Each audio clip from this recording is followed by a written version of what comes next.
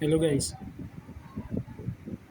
mag-repair tayo ng mga yung mga ilaw ninyong mga LED, pag yung napundi na, huwag nyo itatapon.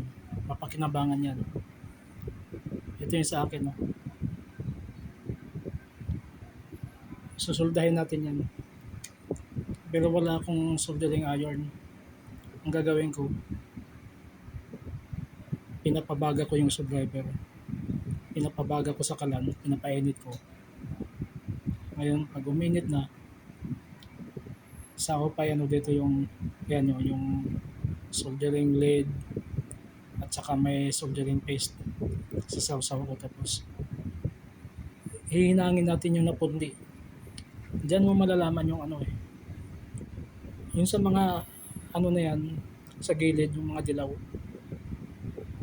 Hanapin mo yung pundi diyan, yung pag medyo madilim tingnan, yan yung pundi, yun yung baklasin mo.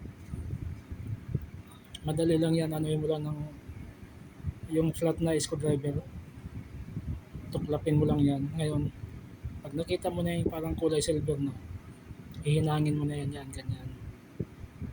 Hinangin. So, ang ginamit ko lang yung screwdriver na pinapainitan ko hanggang sa painit na. Ayan, tapos na yan. Subukan natin yan. Pero yung sinusolda ko na yan, di naiilaw yan.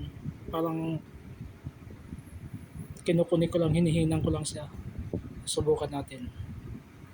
Ito na siya. Testing.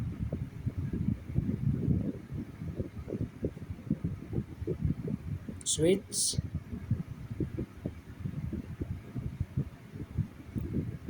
May ilaw.